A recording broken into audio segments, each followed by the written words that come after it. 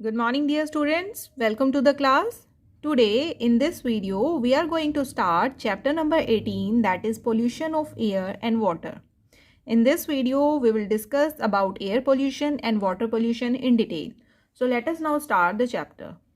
Paheli and Bujo were very excited to know that Taj Mahal in Agra is one of the seven wonders of the world. जो ताज महल आगरा के अंदर situated है वो जो 7 wonders of the world है उनमें से एक ताजमहल भी है. But they were disappointed to hear that the beauty of this monument in white marble is being threatened by air pollution in the area surrounding the Taj. But बुजो और पहेली disappoint हुए ये जानकर कि जो वाइट मार्बल है ताज महल का, जो वाइट मार्बल जिससे ताजमहल बना हुआ है, वो पोल्यूशन की वजह से, एयर पोल्यूशन की वजह से उसकी ब्यूटी खतरे में है. Because of the air pollution जो वाइट मार्बल है उसका कलर चेंज होता जा रहा है. They were eager to know if something can be done to control the air and water pollution. अब वो जानना चाहते हैं क्या एयर और वाटर पोल्यूशन को कंट्रोल किया जा सकता है या उसके लिए कुछ किया जा सकता है. We all are aware that our environment is not what it used to be. हमें सबको पता है जो पहले डेकेड्स ऑफ द टाइम पहले जो हमारा वर्ल्ड का या आप कह सकते हो इंडिया का जो इन्वायरमेंट आजकल है वो एग्जैक्टली ऐसा नहीं था. ये चेंज होता जा रहा है day by day. Our elders talk about the clear water and fresh air that was available in their times. हमारे एल्डर्स को हमने बोलते हुए कई बार सुना होगा, आपने भी अपने ग्रैंड पेरेंट्स को सुना होगा बोलते हुए कि उनके टाइम में जो वाटर था वो बहुत क्लीन होता था और जो एयर का क्वालिटी था वो भी बहुत फ्रेश होता था. बट नाउ आज के टाइम में हमें ना एयर की क्वालिटी अच्छी होती है ना वाटर की क्वालिटी अच्छी होती है. ये सब because of the pollution. Now the media regularly reports on the falling quality of the environment. आपने न्यूज़ में भी हमेशा सुना होगा कि इन्वायरमेंट की जो क्वालिटी है वो डे बाय डे या आप कह सकते हो रेगुलरली उसकी क्वालिटी फॉल डाउन हो रही है. We ourselves feel the impact of the falling quality of air and water in our lives. The number of people suffering from diseases of the respiratory system, for example, is steadily rising. अब जैसे जैसे हमें पता है कि air और water pollution इतना ज़्यादा बढ़ गया है जिसकी वजह से हमारी लाइफ के ऊपर बहुत ज़्यादा इम्पैक्ट पड़ता है. तो एयर और वाटर पोल्यूशन की वजह से हमारी बॉडी बहुत सारी डिजीज़ यानी बीमारियों से ग्रसित हो चुकी है. ठीक है, one of the main air pollution का इम्पैक्ट हमारी बॉडी पे जो पड़ता है वो है हमारा रेस्पिरेटरी सिस्टम. रेस्पिरेटरी सिस्टम की वजह से जो हमारे लंग्स होते हैं वो डैमेज हो सकते हैं और डैमेज होने की वजह से हम प्रॉपरली ब्रीदिंग नहीं कर सकते और ब्रीदिंग ना कर सकने की वजह से हम अपनी लाइफ को डेंजर में, यानी आप कह सकते हो कि ये एक लाइफ थ्रेटनिंग एक डिजीज़ है या एक लाइफ थ्रेटनिंग प्रॉब्लम हो चुकी है. We shudder to imagine a time when clean air and water may no longer. आप ऐसा टाइम इमेजिन करो कि जब हमारे पास बिल्कुल ही क्लीन वाटर या क्लीन एयर नहीं होगी तो तब हमारा क्या होगा. You have learn about the importance of air and water in your previous classes. आपने अपनी पिछली क्लासेस में भी ये सब चीज़ें पढ़ी हैं कि एयर और वाटर की इम्पॉर्टेंस क्या होती है या उससे क्या क्या इफ़ेक्ट्स होते हैं. In this chapter, we will study about the harmful changes taking place in our surrounding and their effects on our lives. So, the first one that is air pollution. अब हम air pollution के बारे में detail में पढ़ते हैं कि air pollution कैसे होता है, उसके harmful क्या effects हैं, कैसे हम air pollution को कम कर सकते हैं. So, let us now start. We can survive for some time without food.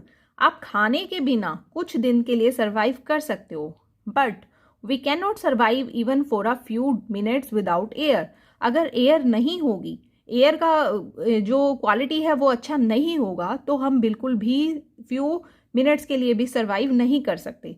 Suppose अगर हमें एयर चाहिए, एयर के अंदर ऑक्सीजन की क्वालिटी अच्छी होनी चाहिए. अगर हमें ऑक्सीजन की क्वांटिटी अच्छी नहीं मिलेगी तो हमारा सांस लेना बिल्कुल वो हो जाएगा, डिफ़िकल्ट हो जाएगा. ठीक है, तो अगर हम एयर हमें मिलेगी ही नहीं, एयर का जो इंडेक्स है वो बहुत पुअर क्वालिटी है या आप कह सकते हो एयर बहुत ज़्यादा पोल्यूटेड है तो हमारे लिए सर्वाइव करना मुश्किल हो जाता है.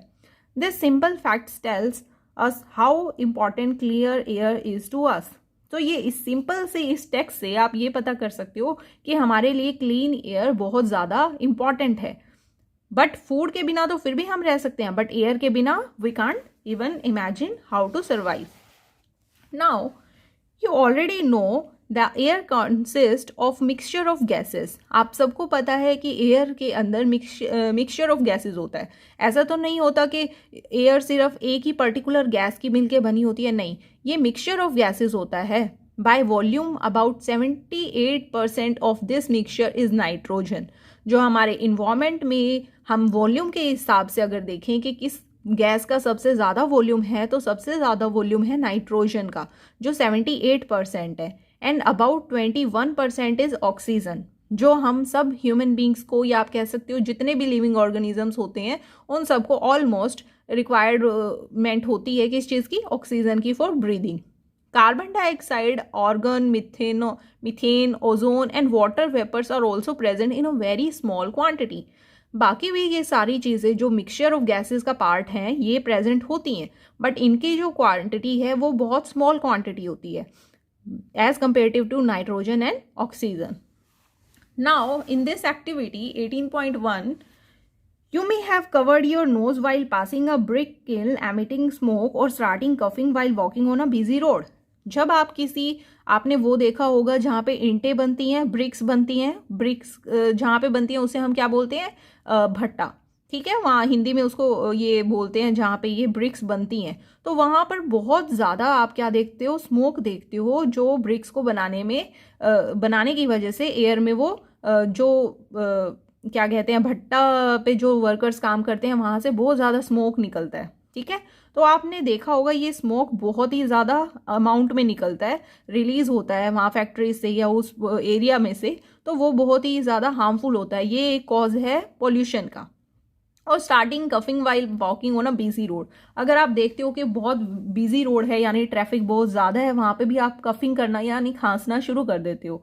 तो on the basis of your experience compare the quality of air at the places given below. अब आप इन में आप कंपेयर कर सकते हो कि आपका जो एयर का क्वालिटी होता है वो कैसा कैसा होता है।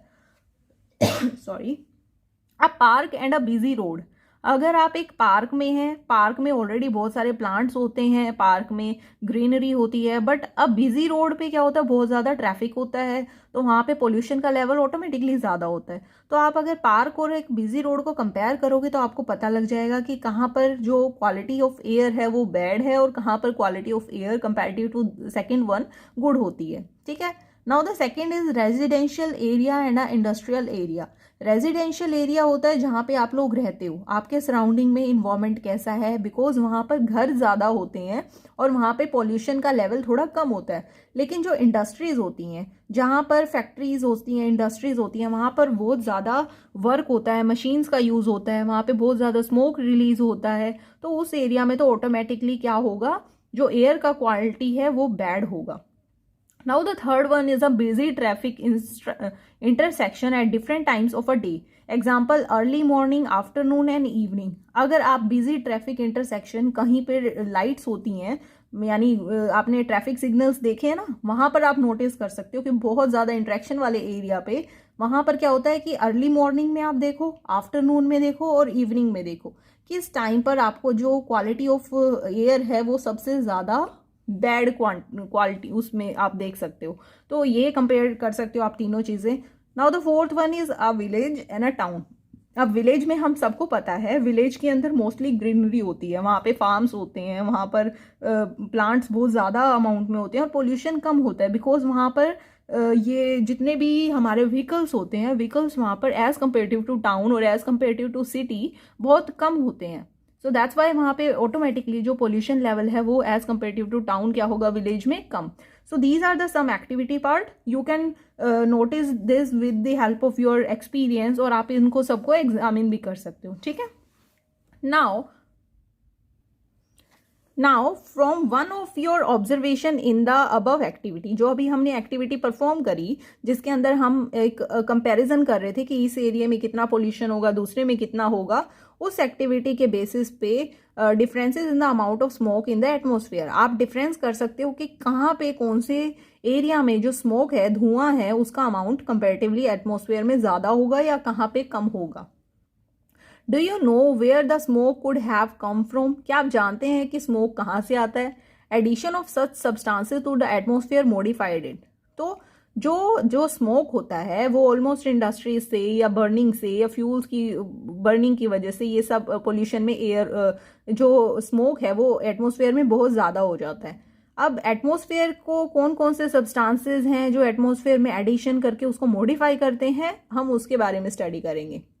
व्हेन एयर इज कंटेमिनेटेड, यानी एयर जब कंटेमिनेटेड होता है किसी चीज़ का, यानी किसी और चीज़ की थ्रू कंटेमिनेशन आ जाना वहाँ पर, मतलब कि जैसे जर्म्स का आ जाना या फिर कोई और चीज़ उसको खराब कर दे, ठीक है। When air is contaminated by unwanted substances, जब कभी भी वायु यानी एयर कंटेमिनेट हो जाती है अनवांटेड सब्सटेंसेस के साथ, अनवांटेड जो हम इन्वायरमेंट में नहीं चाहते लेकिन फिर भी वो अनवांटेड सब्सटेंसेस प्रेजेंट हो जाते हैं एयर में, which have a harmful effect, जिनका harmful effect होता है both on the living organism as well as on the non living organism, तो इसको हम कहते हैं air pollution। Again, when air is contaminated by unwanted substances which has a harmful effect on both the living organism or you can say the non living, so this is referred as a air pollution। Now how does air get polluted, अब air polluted कैसे होती है, air का जो pollution है वो कैसे हो जाता है, यानी किसकी वजह से एयर पोल्यूटेड होती है। The substances which contaminate the air are called air pollutants, जिन सब्सटेंसेज की वजह से हमारी एयर जो कंटेमिनेट होती है उसको हम क्या बोलते हैं, air pollutants. Sometimes such substances may come from natural sources like smoke, dust arising from forest fires or volcanic eruption। अगर कई बार जो स्मोक होता है, धुआं होता है या डस्ट होती है, आपने देखा होगा वो नेचुरल फिनोमिना से आ रही है, नेचुरल सोर्स से आ रही है। जैसे फॉरेस्ट के अंदर कई बार फायर लग जाती है, ठीक है, या वोल्केनिक एरप्शंस होती हैं अर्थ में, तो वो वोल्केनिक एरप्शन और फॉरेस्ट फायर की वजह से क्या होता है, जो डस्ट और स्मोक है वो एनवायरमेंट में या आप कह सकते हो एयर में बहुत ज़्यादा हो जाता है, तो वो भी हमारा क्या करते हैं, एयर पोल्यूशन कॉज करते हैं। Pollutants are also added to the atmosphere by certain human activity.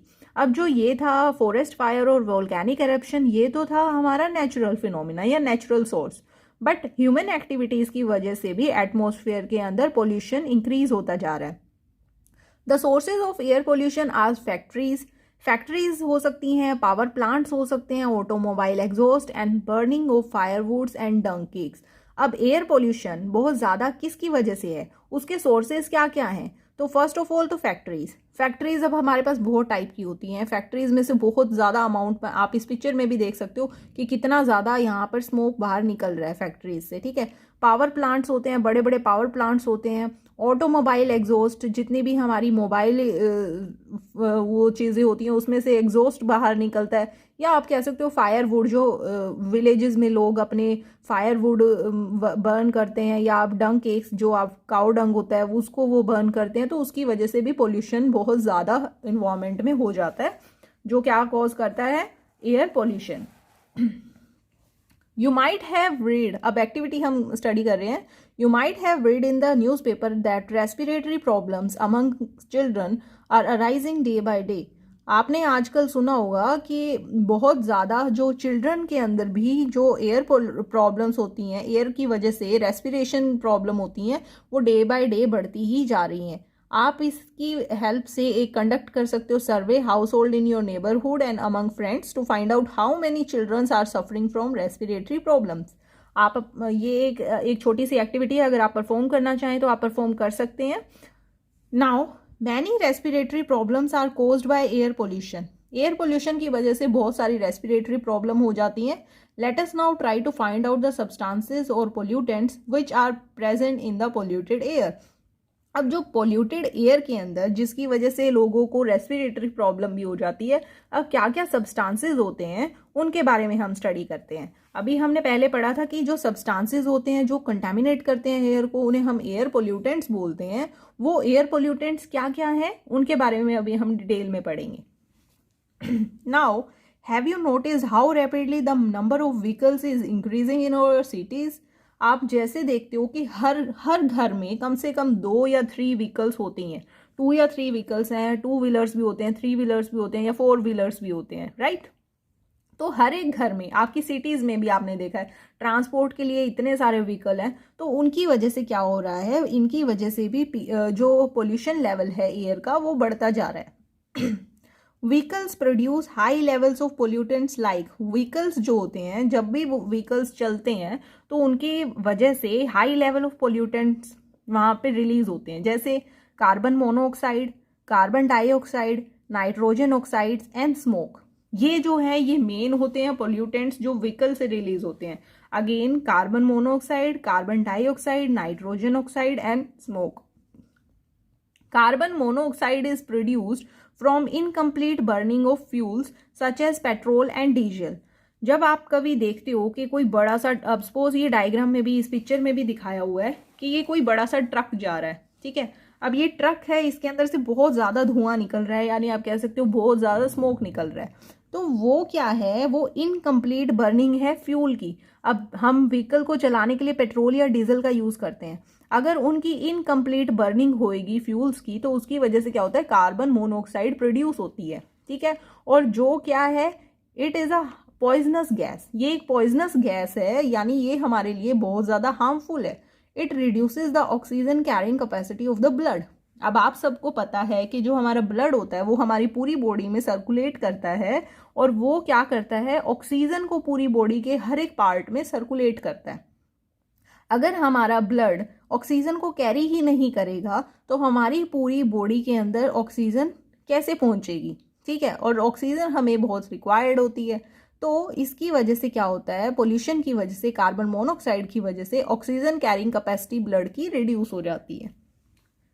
Now do you know if the vehicles registered in Delhi are lined up one after the another, अगर जितने भी रजिस्टर्ड व्हीकल हैं दिल्ली के अंदर उन सबको हम एक के बाद एक के बाद एक के बाद एक 1 बाय 1 रखते रहें सारे व्हीकल्स को, तो जो टोटल लेंथ व्हीकल की बनेगी ना is nearly equal to the combined length of the 2 longest rivers in the world, Nile and Amazon. Nile और अमेजोन आपको पता है ये वर्ल्ड की 2 लॉन्गेस्ट रिवर्स हैं।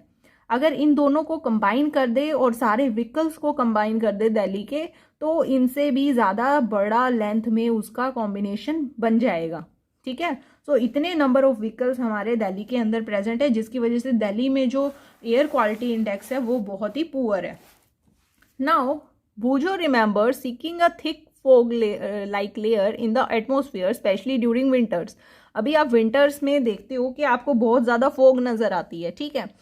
फोग तो है ही, लेकिन सेकंड क्या होता है, स्मोक। स्मोक क्या है, जिसकी जो फैक्ट्री से रिलीज होता है, या आप कह सकते हो ऑटोमोबाइल से रिलीज होता है, या बर्निंग ऑफ फ्यूल्स वगैरह से रिलीज होता है। तो ये स्मोक और फोग जब ये दोनों कंबाइंड हो जाते हैं तो उनकी एक एटमॉस्फेयर में एक फोग लाइक लेयर बन जाती है विंटर्स के टाइम में, तो उसको हम क्या बोलते हैं, स्मोक, ठीक है। It's combination of smoke plus fog, तो it is known as smoke.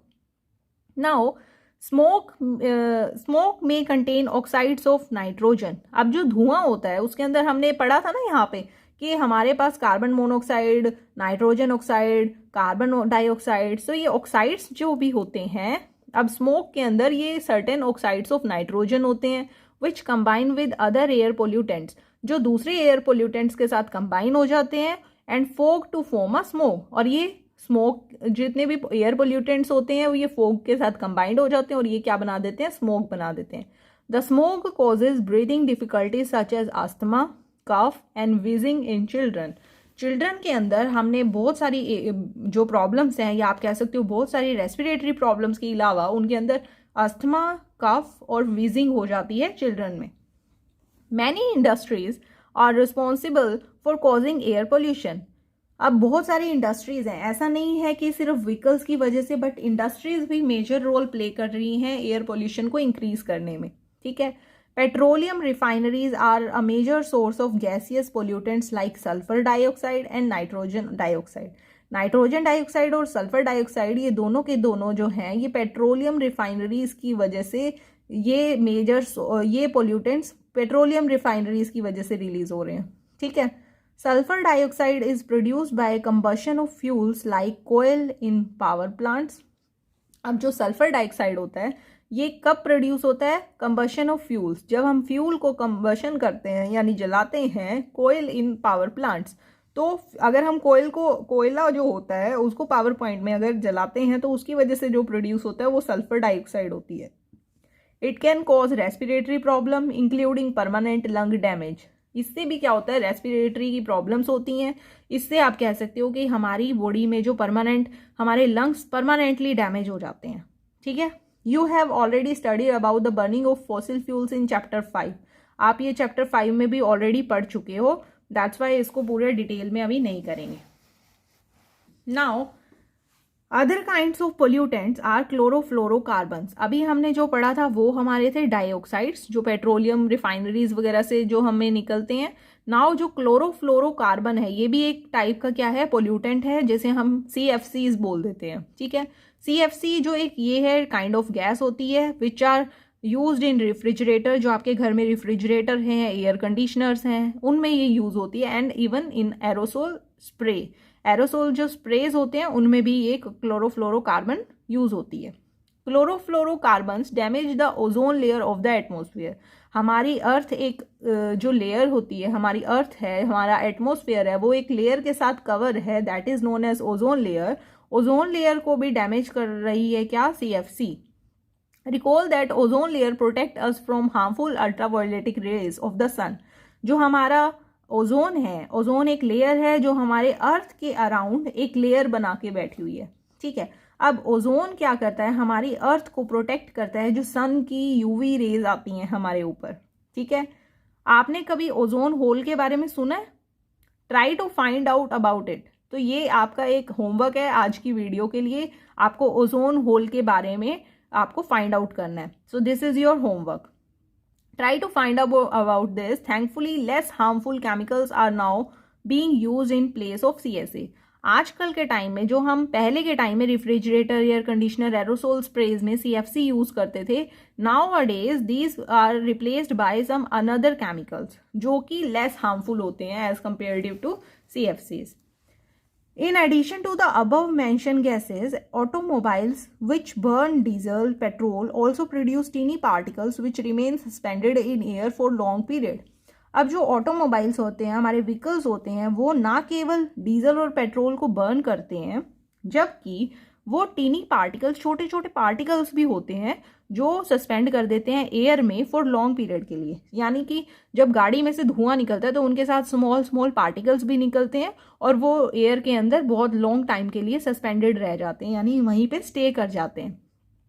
They reduce visibility, जिनकी वजह से अभी पहले हमने सब में पढ़ा कि हमें लंग डैमेज होता है, रेस्पिरेटरी प्रॉब्लम होती है। अब आप यहाँ पे पढ़ रहे हो कि इसकी वजह से हमें क्या हो जाता है? विजिबिलिटी में भी प्रॉब्लम आती है। ठीक है। देखने में भी, क्योंकि जो इन्वायरमेंट है वो बहुत ही खराब हो जाता है। When inhaled they cause disease, और जब अगर उसी एयर को हम इनहेल कर लेते हैं यानी ब्रीद इन कर लेते हैं तो वो क्या करता है? हमें डिजीज कॉज कर देता है। Such particles are also produce during industrial processes. अब ऐसे ऐसे पार्टिकल्स ना केवल बर्निंग ऑफ डीजल और पेट्रोल की हेल्प से, जबकि ये इंडस्ट्रीज में जो काम होता है वहाँ से भी ये पार्टिकल्स प्रोड्यूस होते हैं। जैसे स्टील मेकिंग एंड माइनिंग, जहाँ पे स्टील मेकिंग होती है और माइनिंग होती है वहाँ पर भी ये पार्टिकल्स प्रोड्यूस होते हैं। Power plants give out tiny ash particle. Ash क्या होती है? राख। ठीक है। राख जिसे हम हिंदी में बोलते हैं। तो प्लांट्स, पावर प्लांट्स जो होते हैं वहाँ पे भी tiny ash particles which also pollute the atmosphere. तो ये ऐश पार्टिकल्स भी पोल्यूट करते हैं किसको? हमारे एटमोसफियर को। Now case study the Taj Mahal. अब हम ताजमहल के बारे में स्टडी करते हैं। Over the past 2 decades, India's most famous tourist attraction, Taj Mahal, located in Agra, has become a matter of concern. जो ताजमहल ये टूरिस्ट प्लेस है, बहुत सारे फॉरेन कंट्रीज से भी यहाँ पर ट्रैवलर्स आते हैं जो स्पेशली इंडिया में ताजमहल को देखने के लिए स्पेशली आते हैं, ठीक है। अब 2 डेकेड्स मतलब कि 20 साल से, लगभग पुराने 20 साल से ये मैटर ऑफ कंसर्न बन गया हमारे लिए ताजमहल। क्यों? बिकॉज ये जो ताजमहल है ये डे बाय डे पोल्यूशन की वजह से डैमेज कह सकते हो आप, या कह सकते हो इसका जो ब्यूटी है वो खराब होती जा रही है। Expert has warned that pollution in air are discolouring the white marble. जो वाइट मार्बल जो यूज हुआ है ताजमहल पे वो डिसकलर होता जा रहा है, उसकी कलरिंग खराब होती जा रही है। So it is not only living organism that get affected by pollution, but non-living things like buildings, monuments and statues also get affected. तो statues हो गए, building होगी या हमारा monuments हो गए, ये भी pollution की वजह से खराब होते जा रहे हैं। Now the industries located in and around Agra, जैसे वहाँ पर बहुत सारी आगरा के अराउंडिंग में रबर प्रोसेसिंग, रबर जहाँ पे बनती है, automobiles, chemicals, specially the Mathura oil refinery, Mathura एक प्लेस है वहाँ पर ऑयल रिफाइनरी है, have been responsible for producing pollutants like sulphur dioxide and nitrogen dioxide. तो वहाँ पर बहुत ज़्यादा सल्फर डाइऑक्साइड और नाइट्रोजन डाइऑक्साइड इन इंडस्ट्रीज़ की वजह से रिलीज होता है, और इन इंडस्ट्रीज़ की रिलीज की वजह से एयर पोल्यूशन वहाँ पर बहुत ज़्यादा हो गया। Now these gases react with water vapours present in the atmosphere to form sulphuric acid. अब जो सल्फर डाइऑक्साइड और नाइट्रोजन डाइऑक्साइड है ये वाटर के अंदर जो हमारे इन्वायरमेंट में या एटमोसफियर में वाटर वेपर्स प्रेजेंट होते हैं उनके साथ रिएक्ट करती हैं और ये क्या बना देती हैं? Sulphuric acid and nitric acid. The acids drop down with rain. अब ये सल्फ्यूरिक एसिड और ये नाइट्रिक एसिड जो कहाँ पे प्रेजेंट था? एयर में, पोल्यूशन की वजह से प्रेजेंट था। जब वो वाटर के साथ रिएक्ट करता है तो ये एसिड्स बन जाते हैं, और जब ये एसिड्स बारिश की वजह से रेन एसिड की फॉर्म ले लेते हैं। अब बारिश होएगी उस एरिया में तो वहाँ पे ये एसिड भी नीचे गिरेंगे ज़मीन पर और ये एसिड रेन कहलाते हैं, ठीक है। Acid rain corrodes the marble of the monument. अब एसिड रेन क्या करते हैं? जो मार्बल है, जो मॉन्यूमेंट्स है, जैसे फॉर एग्जांपल ताजमहल है, उसके मार्बल को डैमेज करती है। The phenomena is also called as marble cancer. आप इस फिनोमिना को मार्बल कैंसर भी बोल सकते हैं, बिकॉज इन एसिड्स की वजह से जो हमारा मार्बल है वो क्या होता जा रहा है? डैमेज होता जा रहा है। Suspended particle matters such as the sport particles emitted by the Mathura oil refinery has contributed towards the yellowing of the marble. अब जो ऑयल रिफाइनरी है मथुरा में वो एक one of the major cause of pollution है in the UP, has contributed towards the yellowing of the marble. अब जो white marble है वो actually get turns into the yellow colour, ठीक है, तो येलो उसका कलर होना शुरू हो चुका है। The supreme court, supreme court क्या है? हमारी इंडिया की जो सुप्रीम कोर्ट है ये कोर्ट है, ठीक है, has taken several steps to save the Taj. It has ordered industries to switch to cleaner fuels like CNG, compressed natural gas and LPG, liquefied petroleum gas. अब जो ऑयल रिफाइनरीज दूसरे fuels use करते हैं उनको जो सुप्रीम कोर्ट ने order किया हुआ है कि वो अपनी इंडस्ट्रीज में जो मच क्लीनर फ्यूल्स है ना वो यूज़ करेंगे, तो CNG और LPG ये वो अपनी इंडस्ट्रीज में यूज़ कर सकते हैं। Moreover, the automobile should switch over to unleaded petrol in the Taj zone. जो हमारे पेट्रोल होता है या डीजल होता है उसके अंदर लीड प्रेजेंट होता है, LEAD, लीड प्रेजेंट होता है। तो उस लेड को वो सुप्रीम कोर्ट ने ऑर्डर किया हुआ है कि जो ताज पैलेस के अराउंड में या ताजमहल के अराउंड में जितना एरिया है वहाँ पर लेड फ्री या आप कह सकते हो अनलेडेड पेट्रोल ही यूज़ होगा। Discuss with your elders and see what they have to say about the condition of the Taj 20 to 30 years ago. Try to procure a picture of Taj Mahal for your scrapbook. तो आप अपने Elder से भी पूछ सकते हैं जब उन्होंने कभी विजिट किया होगा ताजमहल में तो 20 to 30 ईयर्स के अंदर कितना ज़्यादा चेंज आया है। पहले उसकी जो ताजमहल की ब्यूटी थी वो बिल्कुल कैसी थी और अब उसकी जो सिचुएशन है या आप कह सकते हो जो उसका कलरिंग है वो कितनी चेंज हो चुकी है। Now what is green house effect? You know that the sun rays warms the earth's surface. आप सभी को पता है कि जो सन है वो मेन सोर्स है किस चीज़ का? लाइट का। तो सन से जितनी भी रेज आती हैं वो सारी की सारी क्या करती हैं? अर्थ के सरफेस को गर्म करती हैं यानी वार्म कर देती हैं, ठीक है। A part of the radiation that falls on the earth is observe by it. और कुछ जो रेडिएशन होती है जो सन के पास से आती है जो अर्थ के ऊपर आती है, अर्थ उसको एब्जॉर्ब कर लेता है, ठीक है। अर्थ बहुत सारी सन रेडिएशंस को एब्जॉर्ब कर लेता है and a part is reflected back into space, और कुछ पार्ट जो हमारे ऊपर सन की रेज आती हैं उसका कुछ पार्ट अर्थ क्या कर देती है, रिफ्लेक्ट कर देती है। बाकी सारा वो ऑब्जर्व कर लेती है और रिमेनिंग वो क्या कर देती है, रिफ्लेक्ट कर देती है।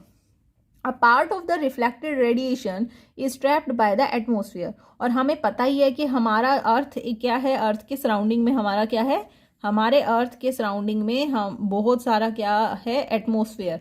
एटमोसफियर में गैसेज हैं, ठीक है, वो क्या करता है, उन रिफ्लेक्टेड रेडिएशंस को ट्रैप कर लेता है, ठीक है, अब यानी उनको भी रोक लेता है। पहले तो जो अर्थ है, अर्थ के ऊपर जो रेडिएशंस होती हैं वो कुछ तो रह जाती हैं और बाकी रिफ्लेक्ट हो जाती हैं।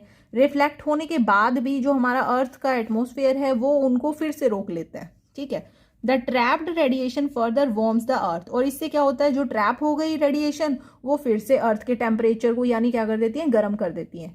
If you have seen a green house in the nursery और elsewhere, recall that the sun heat is allowed to get in but it does not allow to go out। अब आपने देखा होगा कि जो ग्रीन हाउस होते हैं, green house आप लोग जो नर्सरी होती हैं जहाँ पे बहुत सारे पेड़ पौधे प्लांट्स वगैरह होते हैं, वहां पर आप कभी जाओ तो ग्रीन हाउस वो बना देते हैं। अब ग्रीन हाउस सेम फिनोमिना पे काम करता है कि जो सनरेज आती हैं ग्रीन हाउस में वो सब एंटर करने के बाद जब वो रिफ्लेक्ट होती हैं तो ग्रीन हाउस उस गर्मी जो रिफ्लेक्टेड रेज हैं उनको बाहर नहीं निकलने देता, और ग्रीन हाउस के अंदर क्या रहता है, टेम्परेचर वहां पे वार्म हो जाता है और वो प्लांट्स के लिए बेनिफिशियल होता है, ठीक है। The trapping of radiations by the earth atmosphere is similar, that is why it is called the green house effect. अब जैसे ग्रीन हाउस जो हम नर्सरी में यूज करते हैं, सिमिलरली अर्थ का एटमॉस्फेयर भी उस ग्रीन हाउस की तरह जो अर्थ सन की रेडिएशंस हैं उनको ट्रैप कर लेता है, और दैट्स वाई इसे भी हम क्या कहते हैं, ग्रीन हाउस इफेक्ट, ठीक है। Without this process life would not have been possible on the earth. अगर ग्रीन हाउस इफेक्ट नहीं होगा तो लाइफ पॉसिबल नहीं होगी अर्थ के ऊपर, but now it threatens life. But आजकल ये जो ग्रीन हाउस की वजह से जो अर्थ का टेम्परेचर डे बाय डे बढ़ता जा रहा है, ये हमारी लाइफ को खतरे में डाल रहा है।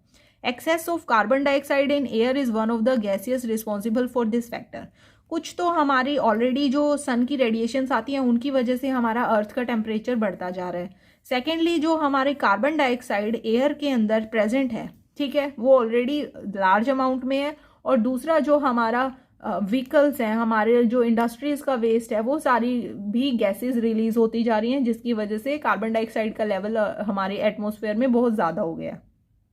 You know that carbon dioxide is one of the component of air you have also studied। आपने ये अभी पीछे पढ़ा भी था कि कार्बन डाइऑक्साइड एक मेन कंपोनेंट भी होता है, ठीक है।